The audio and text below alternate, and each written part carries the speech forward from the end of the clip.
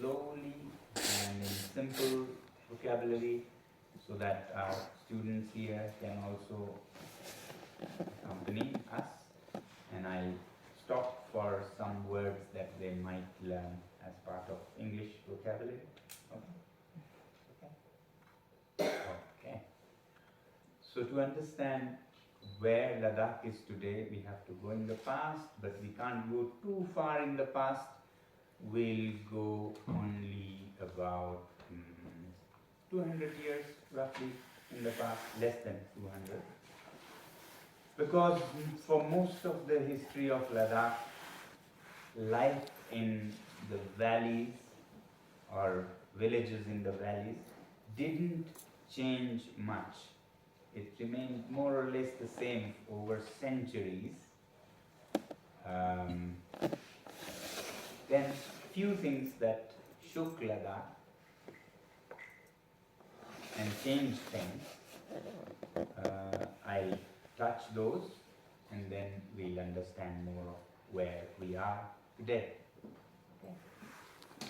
So, although present Ladakh, I can't go too far, but is formed of three civilizations or races coming together, one from the west towards Gilgit, Baltistan, Pakistan, and one from the east, the more Mongoloid, Tibetan races, and from the south towards Himachal and so on.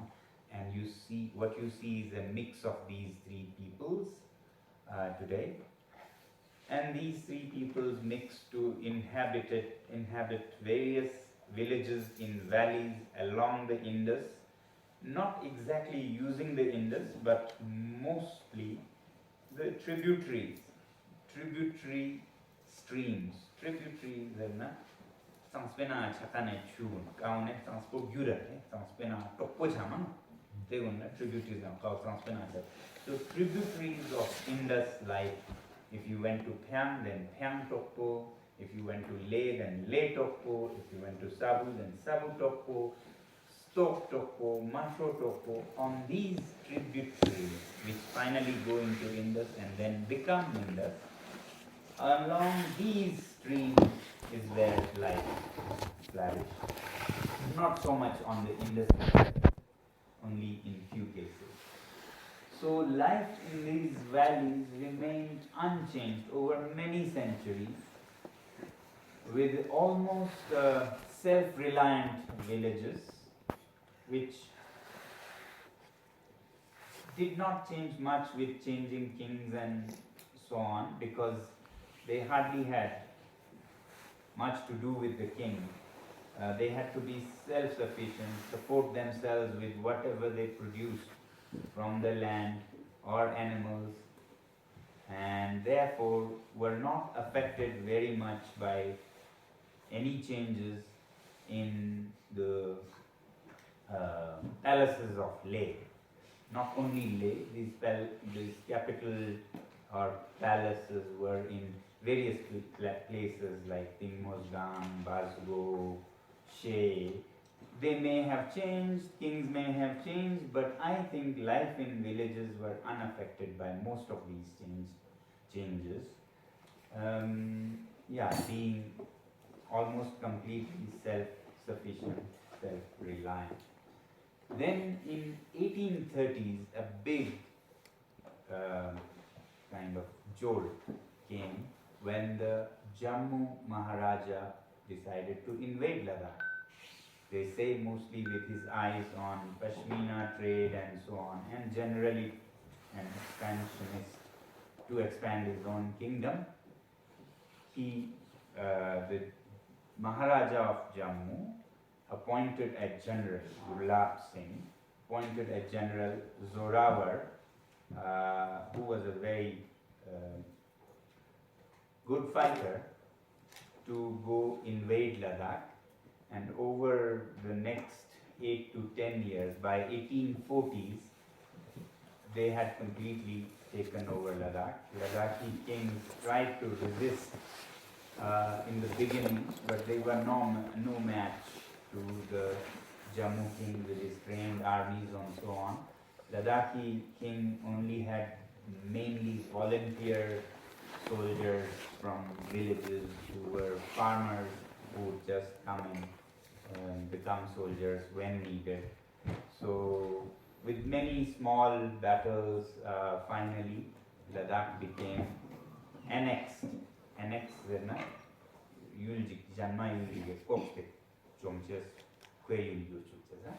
annexed or conquered by the Jammu kingdom, Jammu Maharaja Gulab Singh. So in Leh, the Raja or the king of Ladakh was brought down, deposed, brought down, and he was sent to Stoke Palace. If you go to Stoke, there is a palace, and the royal family still lives there. So they were removed from the big Leh palace in the 1830s, 40, around that time, and were put in Stoke Palace, and Leh was captured by the Dogra kingdom. So they kept their wazirs or ministers to rule Ladakh, with many Ladakhi,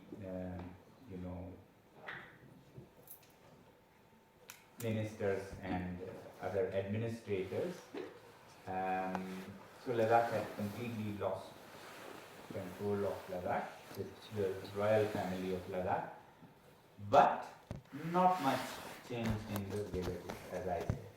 Villages continued almost the same. It was a bit more cruel rule. They had to give more taxes in terms of food, portions of their agricultural outputs.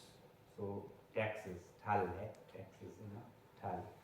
And they had to feed the moving entourage or visiting royal officers who would come to the village and so on. It was quite cruel that way, especially the early 10 years. Very, very brutal, cruel, killed many people, cut off hands, and so many cruel stories we hear, but that happens in such invasions. But by and large, life in villages continued almost the same, not so much changed.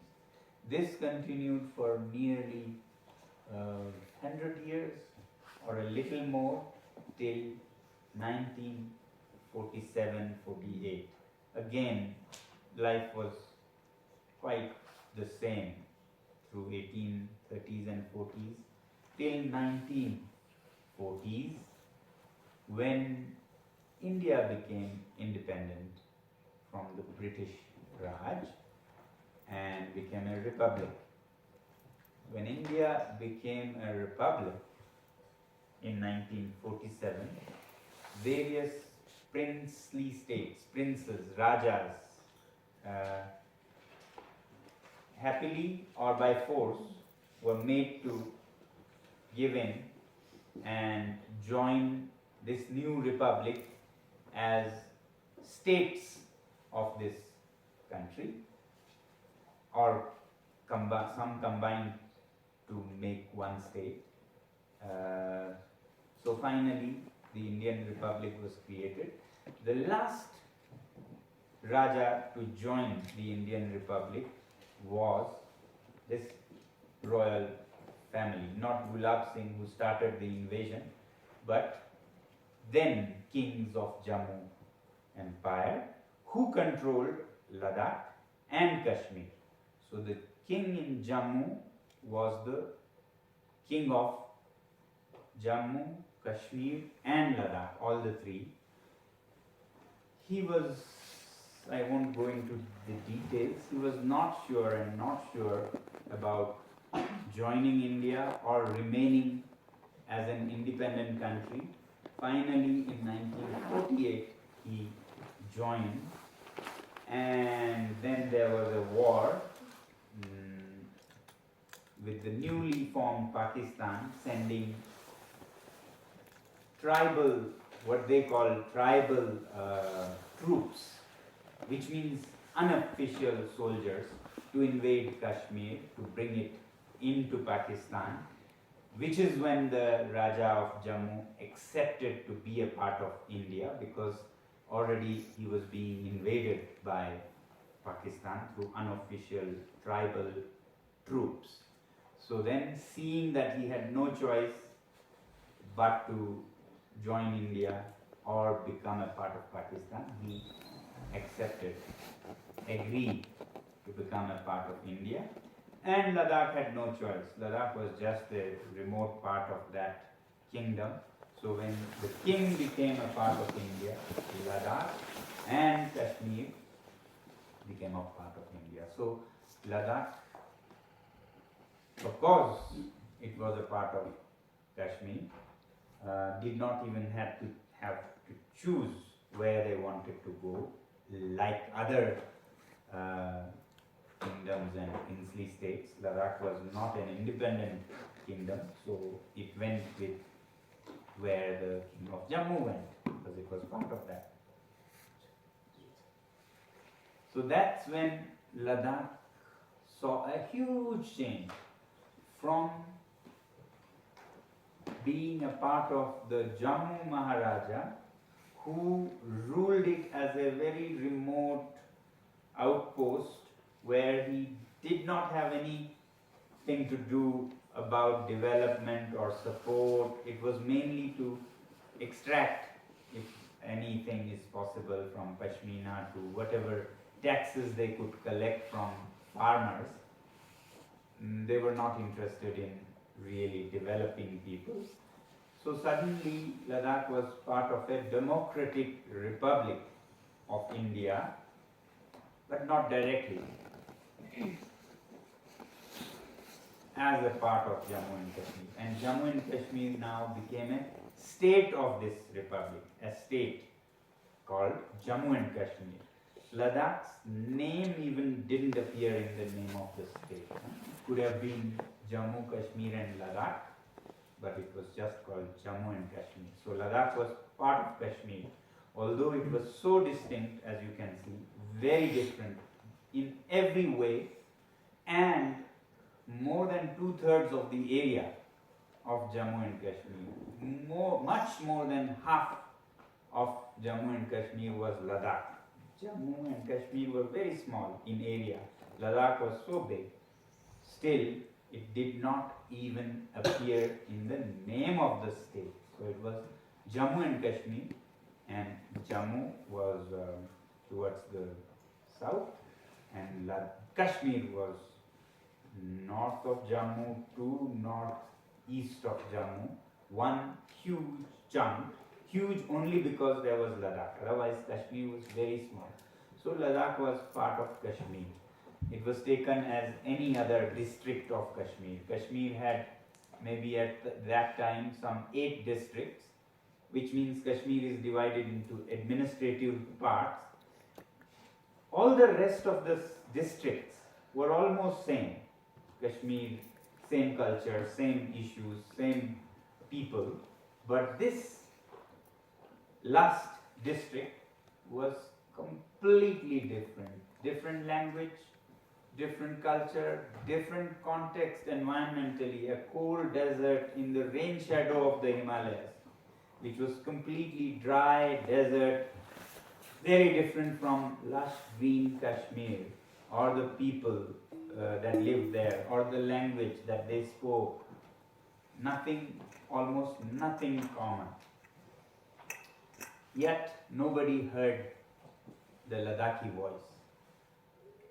When soon after that independence and Ladakh becoming a part of India only as a state of Jammu and Kashmir, leaders in Ladakh in early 1950s demanded to Pandit Nehru, Jawaharlal Nehru, who was the Prime Minister, to be a part of India directly and not through Jammu and Kashmir, to make it into a separate entity, separate state, or what we call union territory much later. So to make Ladakh a union territory, which means directly run by the center, not as a district of a state. But they didn't listen to Ladakh. They were very otherwise sympathetic. Sympathetic, hamdardi they did not listen to Ladakh. They kept Ladakh as a district of Kashmir. So you can imagine, among 7 or 8 districts, whole of Ladakh was just one district, that too very far away, and therefore out of sight, out of mind. Out of sight, out of mind. So, and yet, with this huge development, now it's a part of a republic, new republic. Controls have changed from the Maharaja of Jammu and Kashmir to Prime Minister of India or President of India and Chief Minister of the state of Jammu and Kashmir. In those days they were called Prime Minister of the state of Jammu and Kashmir. I will not go into details of that. But into the head of state of Jammu and Kashmir with the head of the country, Republic of India, becoming a part of that from a Maharaja, so much has changed, but life in villages and valleys hardly noticed it.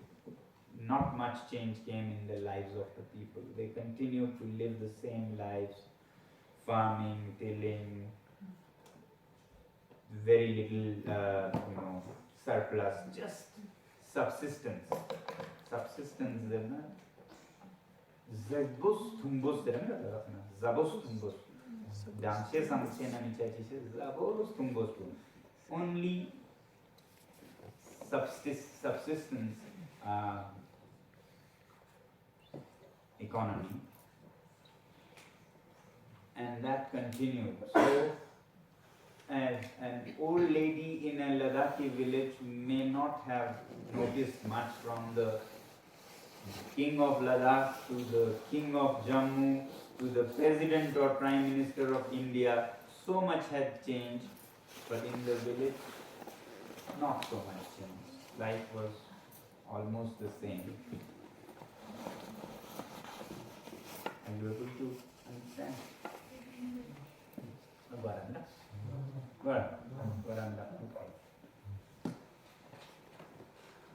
So I find it very amusing. Such huge changes, and yet not so much change. In those days, the reason was, in those days, Ladakh was not just a remote, forgotten district of Jammu and Kashmir state, but it was actually physically so remote. It would take 14 days to walk from the capital, which is Srinagar now. Srinagar, the capital, to Leh. It would take 14 days on horseback. So only the very, motivated or compelled, pushed by some kind of job or order would come here. So some officers would come from the state, covering 14 days of walking. Few traders would come. Other than that, nobody would bother to come to this remote place. So life did not change much in the villages. Even in Leh, life did not change much, just a little bit, yes. Now, the Wazir of the Jammu king, who are called Dogras, by the way. Dogras were the rulers of Jammu. So, when I say Jammu king or Dogra king, they are the same. But Kashmir is different. So, Jammu people are called Dogras. So Dogra kings used to rule Ladakh and Jammu and Kashmir. So, yes, so the Dogra rulers were replaced after independence by Indian commissioners or collectors, as they were called. So a collector or a deputy collector would be at the top of the administration, and that officer would have all control of development or any decisions, law and order. Control of law and order means how he rules or she rules the place. All was now in the hands of a commissioner. Earlier, a wazir or a political representative of the Raja. Now, a commissioner appointed by the government of Jammu and Kashmir. So Ladakh had no democracy for choosing its own representatives. Even after it became a part of the Republic of India, it had no say no say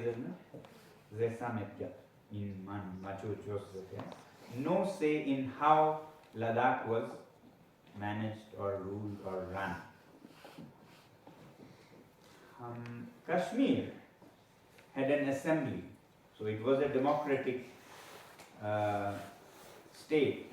So Kashmir had an assembly that would be in Kashmir for 6 months and Jammu for 6 months of the winter. Summer, winter, it would move. And therefore they had many chosen public representatives that they had voted. But Ladakh in those days had only two chosen, one from Leh, one from Kashmir, in an assembly of in those days maybe 70 or so. Later it became 86 or something. But in that, Ladakh had first 2, later 4, which meant nothing. They could not change anything. So it was as good as not having any say in how things are run. And this assembly was 14 days away. You can imagine how that could change how Ladakh was run. So Ladakh really was run by the government in the state capital through their commissioner, sent for just 2 years. They would come in the first year and see these mountains for the very first time. Some would touch snow for the very first time, if they are from Jammu, for example.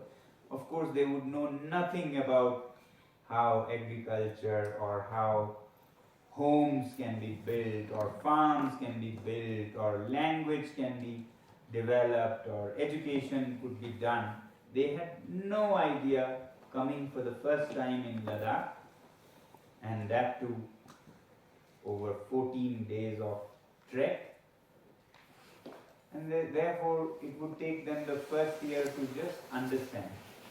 And the second year they would be just ready to do something, there would be change. They would go back. Because it was such a difficult place, nobody wanted to stay more than 2 years. So 1 year you take to arrive, the other year you take to pack up things and go. So of course no development or meaningful development could happen, and more mistakes would happen than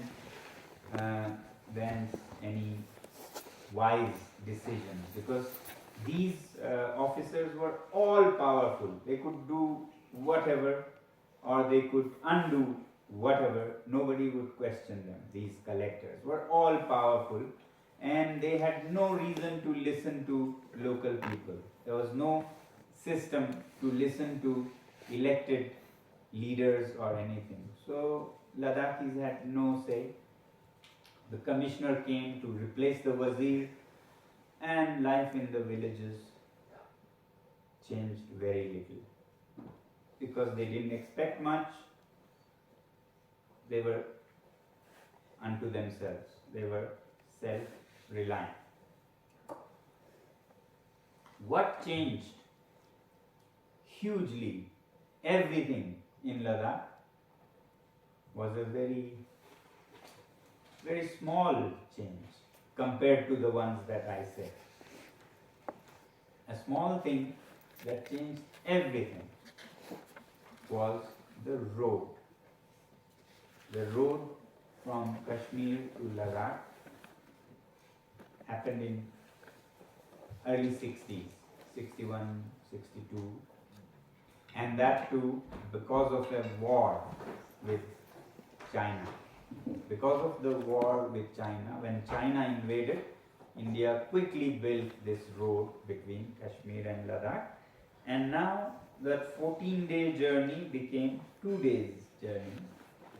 Today it is just 10 hours, less than 1 day, but then it was 2 days, which was very, very short compared to 14 days. Now with the road, everything changed. With the road, schools came to every village, all kinds of development agencies of the government came, the agriculture department, the horticulture department, the forest department, even the fisheries department, even though nobody eats fish here. So anything that they had came here. And with the road, it became connected and shunted or connected with the rest of the state. So life changed in a big way. For children, life changed because now every village had a school, slowly, in 10 years or so. Before that, whole of Ladakh had 4 or 5 schools, whole of Ladakh. Now every village had a school. So, and that's not necessarily a good thing, because it was such a torture in the school. Only 4 or 5 unfortunate villages, the children had to go through that. Now all the villages, children were put into the schools, and the schools were horrible, horrible in every way possible. Why horrible? To begin with, the schools didn't recognize or acknowledge that they were in Ladakh. They would see it as a district of Kashmir. So they would run the classes or textbooks from grade 1, which is like 6-year-olds, 5-year-olds. They would run it in Urdu, which is the language of the state of Jammu and Kashmir or Kashmir.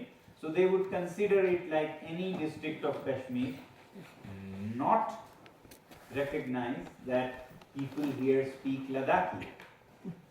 They would think that the people and the children speak Urdu.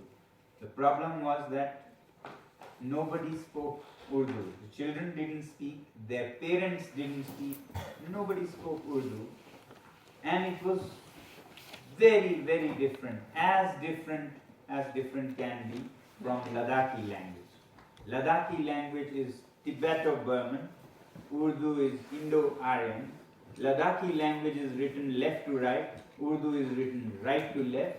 You can think of any differences. It was like teaching Japanese children in Persian. Yeah? You can imagine what will happen to them.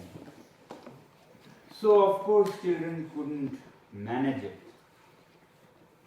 This new language suddenly with no context, nobody speaks except their textbooks, and they have to answer all the questions in the exams in this Urdu. And the teachers even didn't speak the language, Ladakhi teachers. Very soon they saw that there were not enough teachers, so they brought teachers from Kashmir to Ladakh. When more and more schools opened or kind of exploded, more and more teachers were brought from Kashmir, maybe wrong, were forced to come to Ladakh. Because if you remember, Ladakh was this remote, difficult place, like Siberia of India. Ladakh was considered like the Siberia of India. Siberia is a matam makakoi thanove Rusena. It's of Ladakh Kachil Paune. So for them it was the Siberia of India or for Kashmir. So do you think everybody would want to go there for teaching, for taking up jobs? Would they all be queuing up to go to Ladakh? No, nobody wanted to. So only people who had done something terribly wrong, who were like almost criminals, would be punishment posted. Punishment posting, it is called. I don't know if you know. You are posted to a place like Ladakh as an ultimate punishment. So you have done this wrong, you have escaped duty, you have, I don't know, done the worst things in your work, you will be sent to Ladakh. So they were not coming here happily to teach or to work in the offices. They were the forced people. And when people come because of a punishment, you can imagine their mind is not happy, right? Can you imagine? Them happy, so happy to meet the children, to teach the children. No, they were full of bitterness for their officers who sent them here. And they could not take it out. They could not take revenge on their officers. So who would they take that revenge on? Children.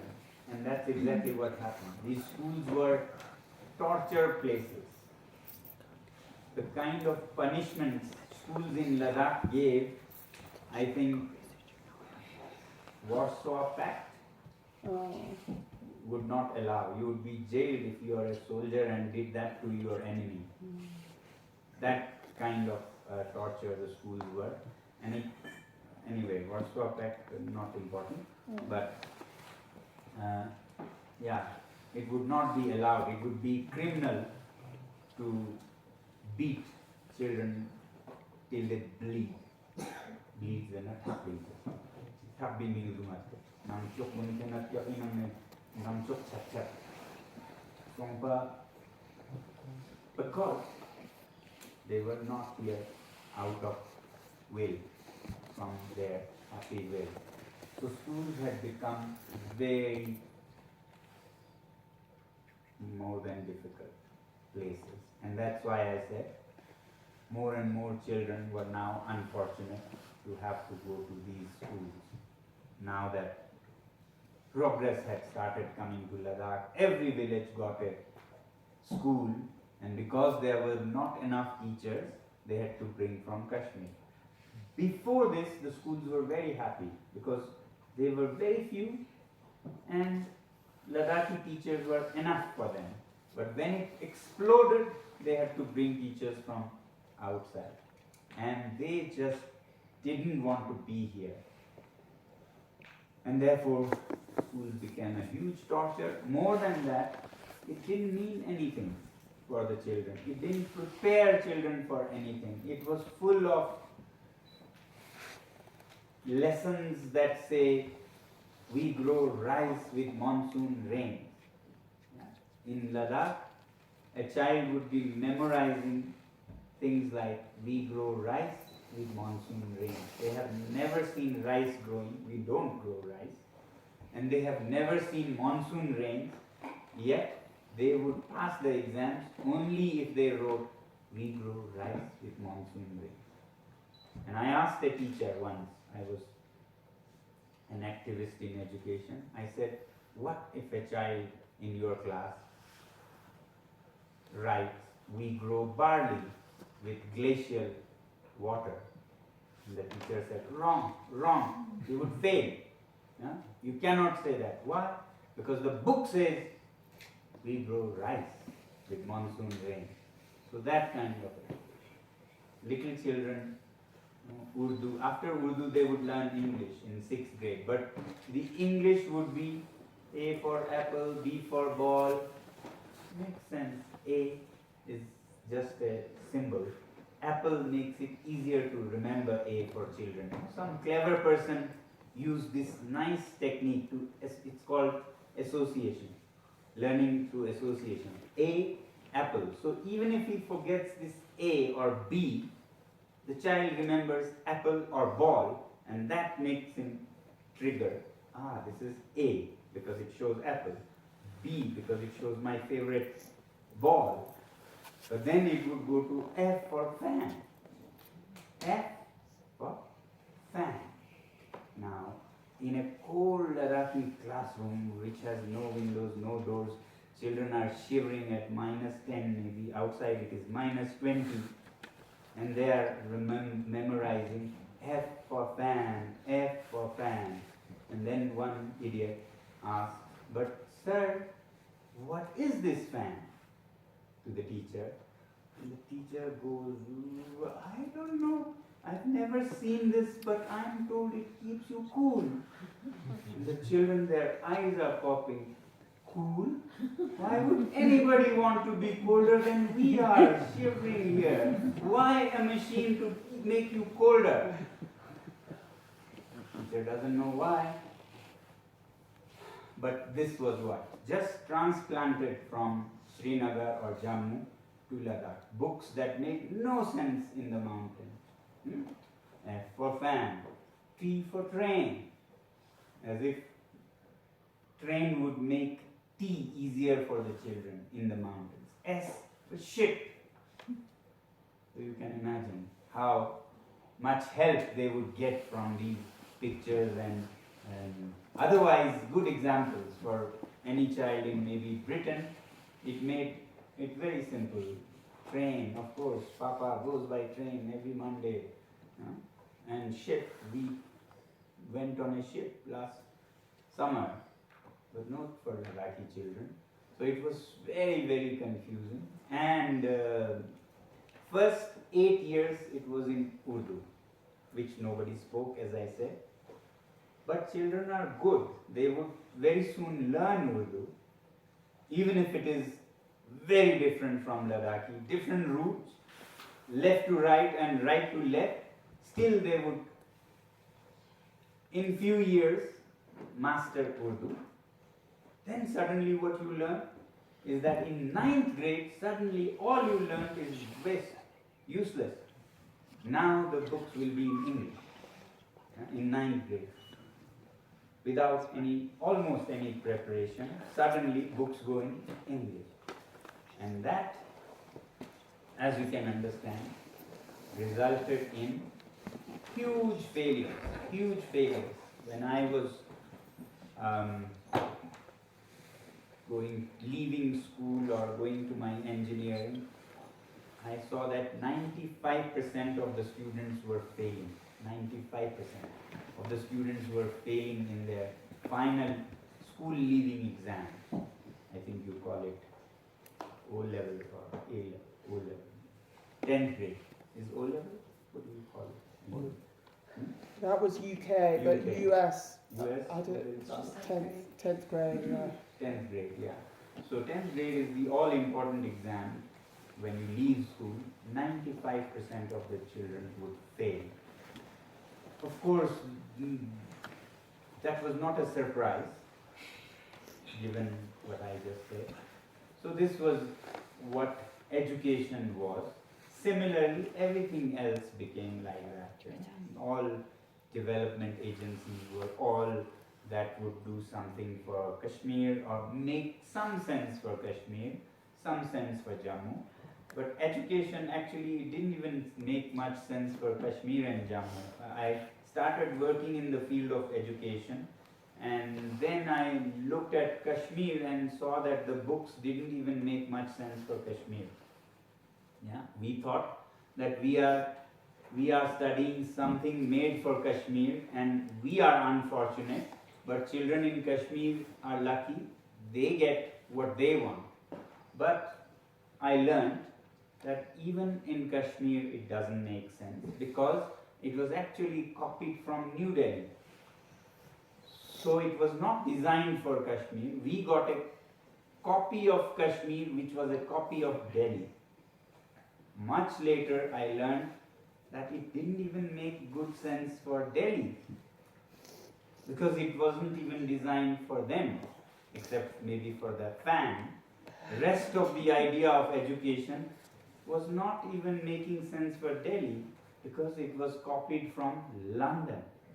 So something copied from London and by Delhi, copied by Kashmir, was copied in Leh. So you can imagine a copy of a copy of a copy. By the time it reached Ladakh, there was hardly anything on the paper. It took me many years of working in the field of education to finally see that it didn't even make much sense to London or to New York. It's all things that are from Industrial Revolution. Yes. Doesn't really make sense to the current needs of the world. It's something obsolete about exploiting nature, conquering nature, and so on. What you need is healing nature, and that nobody talks about. So it doesn't even make sense to London. Anyway, so this is what Ladakhi children had to go through, copy after copy after copy after copy. Side by side, as I said, people in Ladakh were not happy with how the whole region was run. Education was just one example. The same was happening with language, culture, lifestyle, farming, and so on. What made sense to Ladakh were being ignored, and some copy was being brought here. So they were saying, we want to be a separate entity, a state or a union territory, so that we can have custom-made solutions for our problems. Custom-made, tailor-made,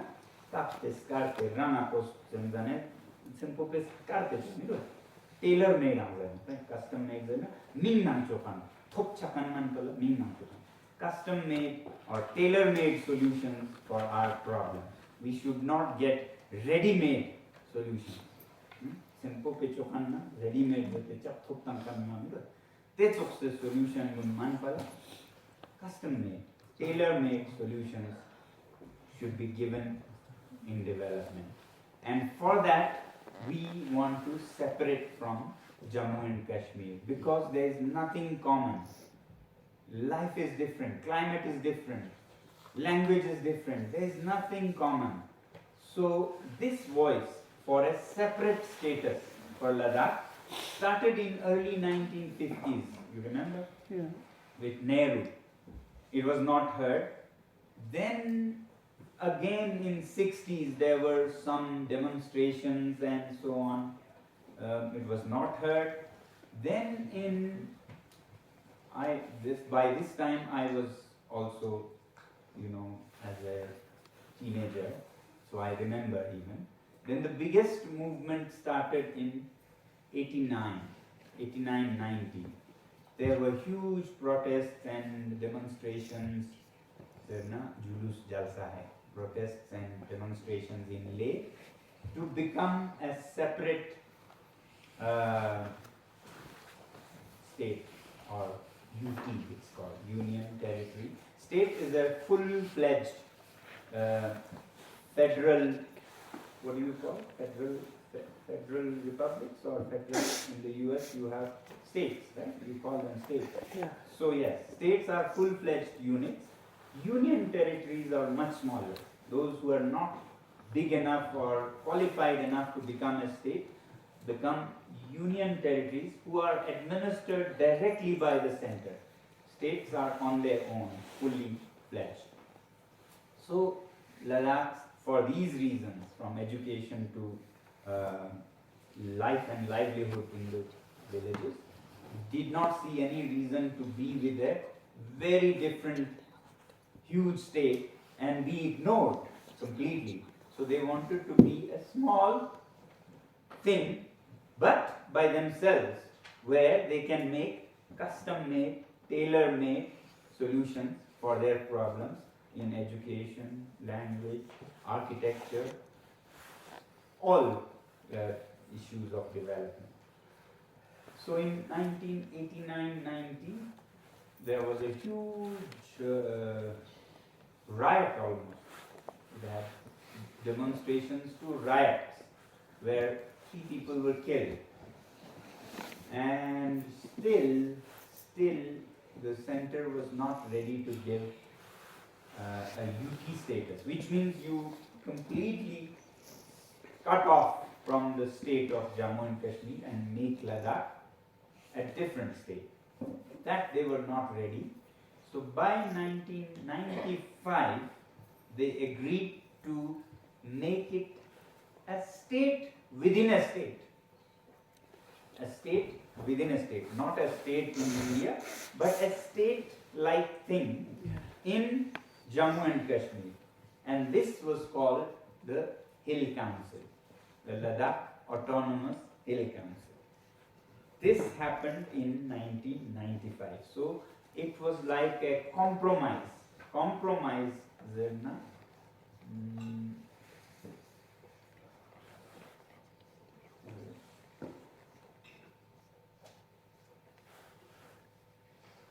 Paune Chutom Man Tuga Sala Najang Ledan Man no Chutom Lena Yada Patar Yad like but you compromising Shran Bobs Nan Bas compromise Nandik Samjota.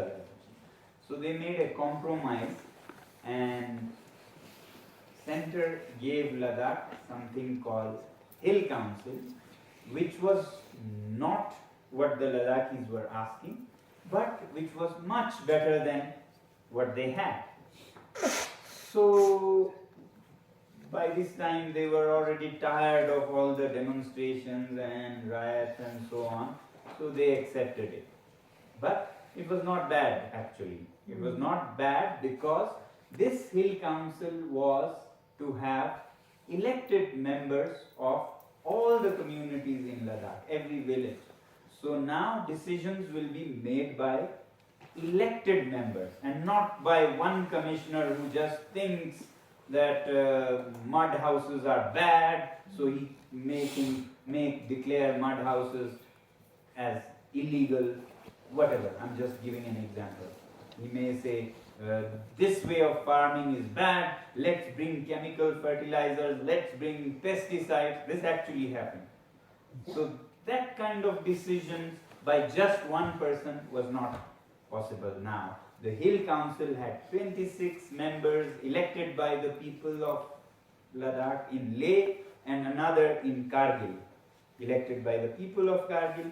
Then for women, if they couldn't get elected, there were 4 reserved seats for women, for weaker sections of the society, etc. So it had that, and it had a chairman of the council, and it was with chairman's consent that any development would take place. The collector who used to be the all-powerful bureaucrat, now would serve, would be under the Hill Council. He cannot do whatever he thinks. He has to do what the council decides. At least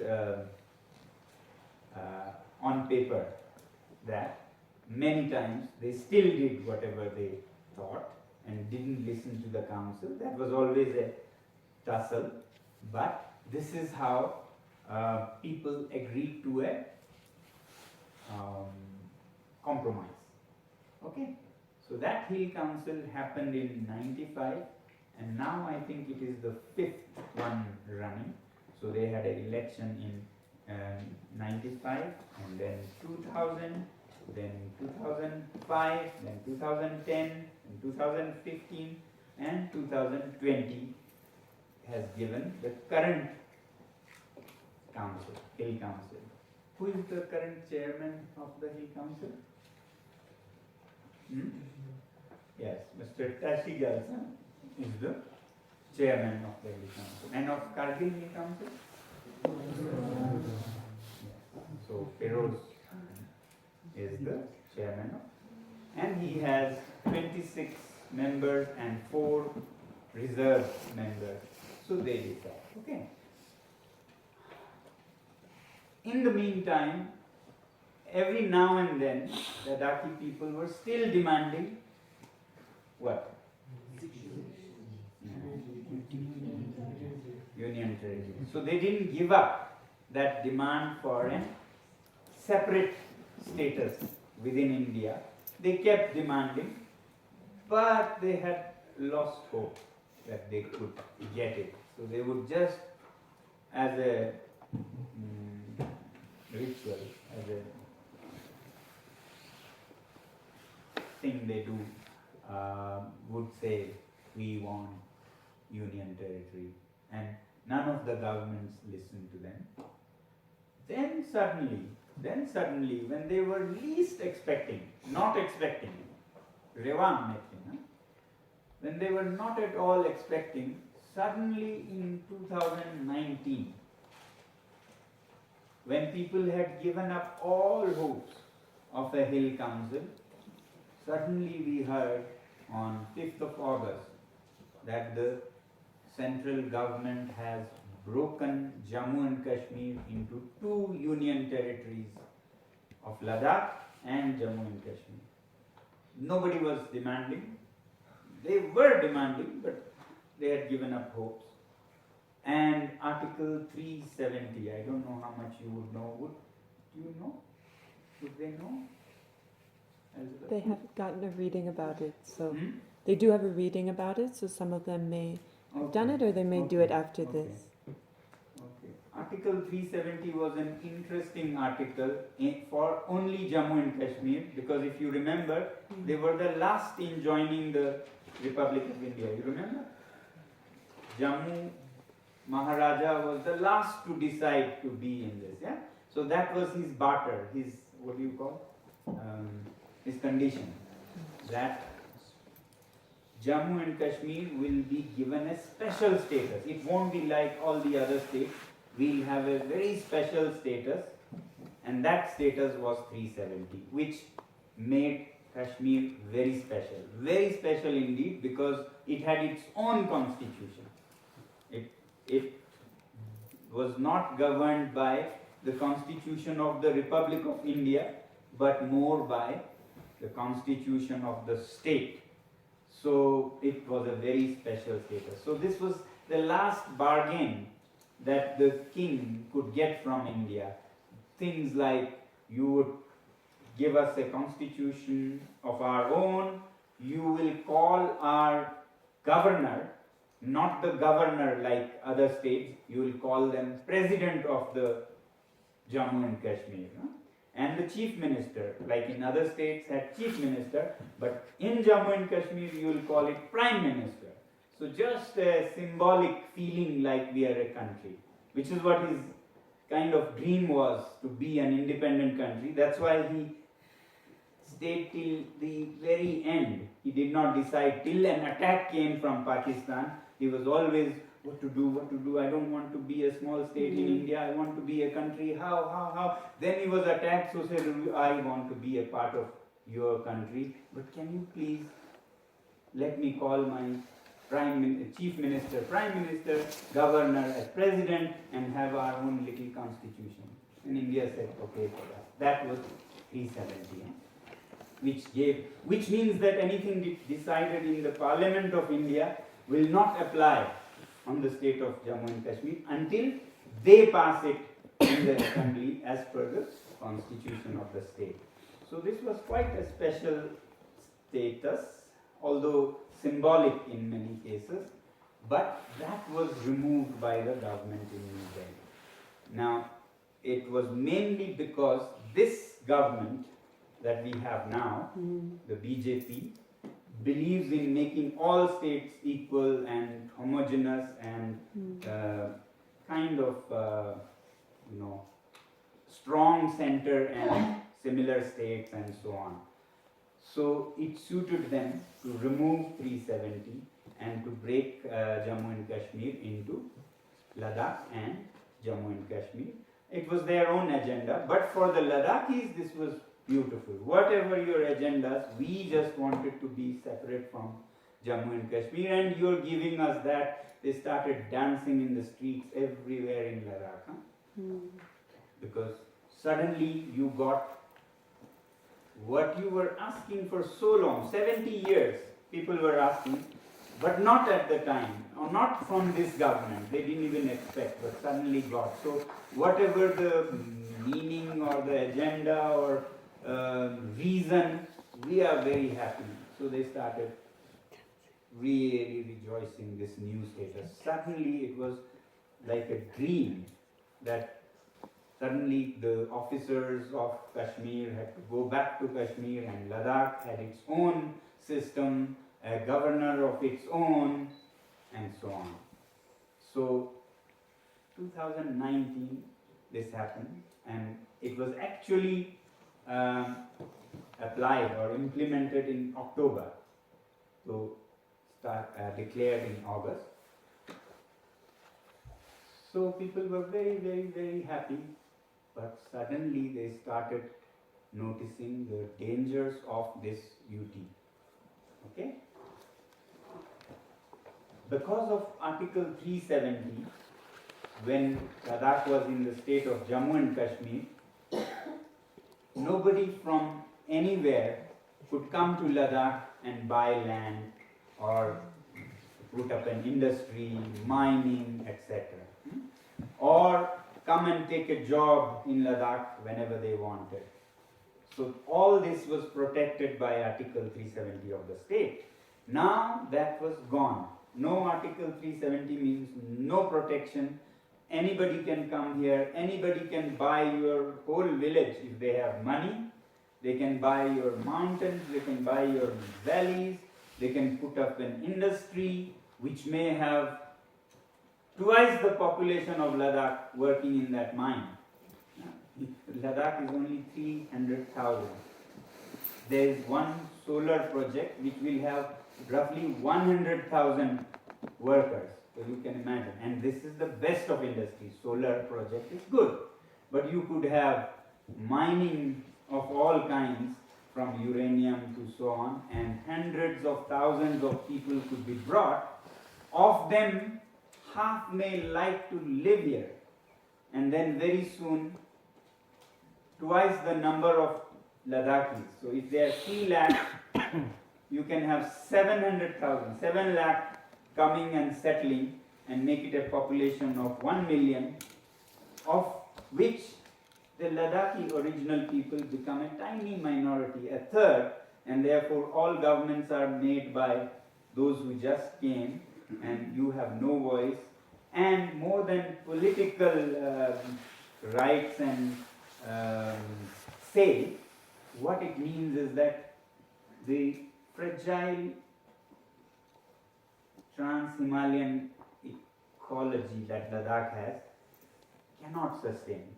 You know, you have people in Ladakh who are living on 5 liters a day of water, okay, as little as 5 liters, and they are happy. They can bring their water in jerry cans and very sparingly use water to wash themselves or cook, and it's 5 liters. Suddenly you have people who need 200 liters a day.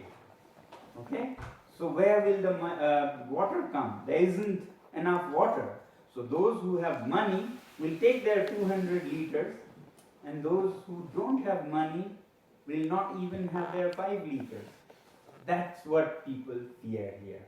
That suddenly somebody very rich can come and pay 5 times the price for the land and put up their industry, hotels and so on. And the people who have been struggling and standing up to harsh climates for thousands of years will have to become refugees, maybe in Jammu or Delhi or streets of Mumbai. So Ladakh will remain nobody. Those who are designed for this climate may suffer in some Delhi footpath. Those who are not designed for here may start living in ways that the ecology cannot sustain. That's one fear, ecologically speaking. And then there might be mining of all kinds and so on, plundering nature, destroying whatever wildlife we have. Already with tourism alone, so much pollution, and you can imagine if it was to stay permanently, what could happen. So all this started dawning upon us. They started thinking about these when they saw that there was no safeguards from these kind of massive industrialization or ecological destruction. There was no safeguard now.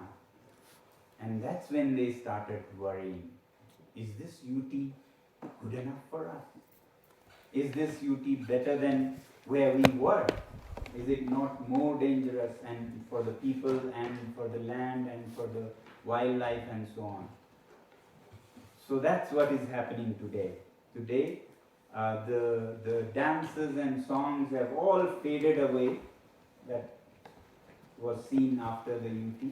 People are very nervous, very concerned, especially young people, because they were promised there will be jobs, 5,000 or 10,000. There have been no jobs, people have been unemployed, and so they're asking, is this going to be how it is? And businesses are, taking over, contractors, huge ones, are making local contractors look like ants.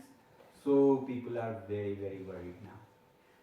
You would ask, didn't they know this would happen when they started demanding? No? Wouldn't you ask? Yeah? Why did they ask for something they didn't know? No?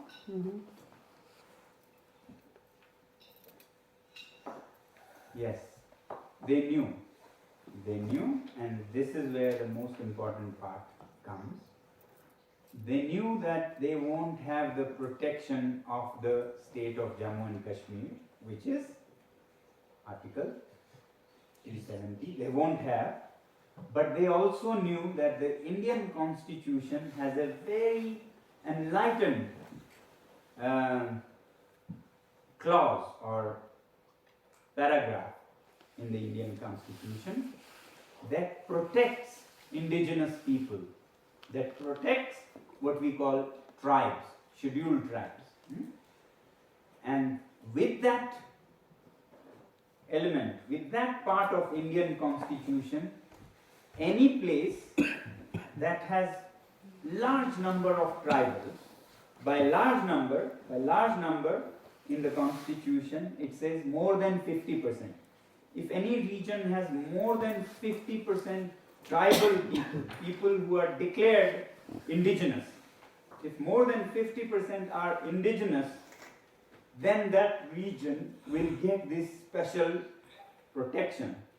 And this is called 6th schedule of the Indian Constitution. Actually, 6th schedule of Article 42, I think, of the Indian Constitution, which protects regions with large number of tribal or indigenous. Saskis,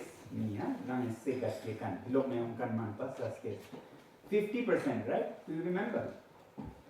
Now, what is the percentage of indigenous people in Ladakh? Can you guess? You the guess? It needs 50%. 95. What do you think in Ladakh? Yes. It's nearly 100%. Said to be 97%. 97% are officially indigenous people. So anybody would believe that, okay, we'll lose this, but we'll gain that. No? We lose 370, but of course the government will give us 6th schedule of the Indian Constitution. So they always believe that we'll get that, because central governments have always had a warm corner for Ladakh. So, and a government that gives us UT, which we didn't even expect, of course will also give us 6th schedule to protect us. Actually, in the beginning it was like that. In the beginning, it was very much like that. Different agencies of government in Delhi recommended Ladakh for 6 schedules, 6 schedules, 6 schedules. The tribal ministry did, the Commission for Scheduled Tribes and Scheduled Castes recommended Ladakh. So everybody was very happy that Ladakh will now be protected by the 6 schedules. Then suddenly something happened, nobody knows. There are many, what would you call, speculations, but nobody knows for sure. Suddenly, after about 6 months of Ladakh becoming a UT, suddenly the government went silent. And very soon, it was worse than silent, because they said, no 6 schedule for Ladakh. We cannot give 6 schedule for Ladakh. There will be some special thing, but not 6 schedule. So that's when Ladakhi people became very, very worried that perhaps they do not mean the best for Ladakh, which is very sad, because Ladakh is very important for the Republic of India. It's the northernmost border. It's like the bulwark, the fort against China and Pakistan, and people in Ladakh have always fought together with the army against the invading armies. So suddenly people are feeling maybe the government in Delhi is not a well-wisher, which we hope is not true, but the way they have acted does make you feel that. With 97% indigenous people, if you don't give something that is written in the constitution that the people will get, then you wonder. So that's what the status in Ladakh is today. And other concerns are that suddenly after the UT was formed, the UT secretariat was set up. You had hill councils, 2 hill councils earlier. Now with the new UT, you have a big UT office, UT secretariat, with a lieutenant governor. So suddenly people see that all decisions are taken by one man called the lieutenant governor, who is not elected by people, who is just dropped here, and the elected people have no say. Elected people have hardly any decision. All decisions are made by one person, not elected by the people. So it's natural, people have a big question mark. Let me put it in numbers. The government in Delhi declared that Ladakh will have a huge budget, annual budget for development, and it was 6,000 crores.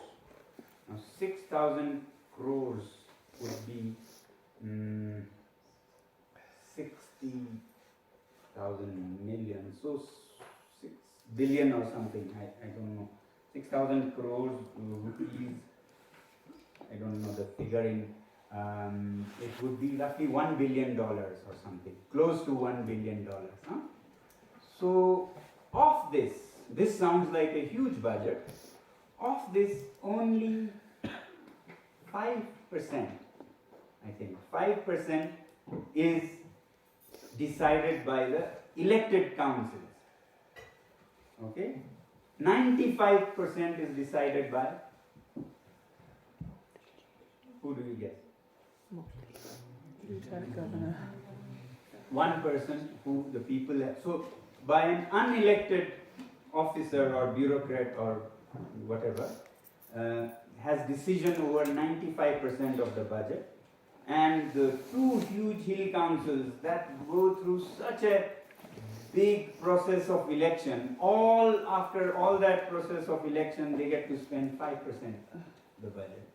So this in figures is dismal. So therefore people are now questioning, where is democracy? We cannot change what is given or what is taken, and suddenly the land, right to giving land was in the hands of the hill council. Suddenly that's being taken away. So the office of the governor will decide who to give land, which industrialist or. So people are genuinely concerned. That's where Ladakh stands today. Mm-hmm. Having got UT, it's seen as the English proverb, out of the fire, no, Frying out of pan. the frying pan into the fire. Whether it is that or something better is what they are waiting to see. Okay. That was-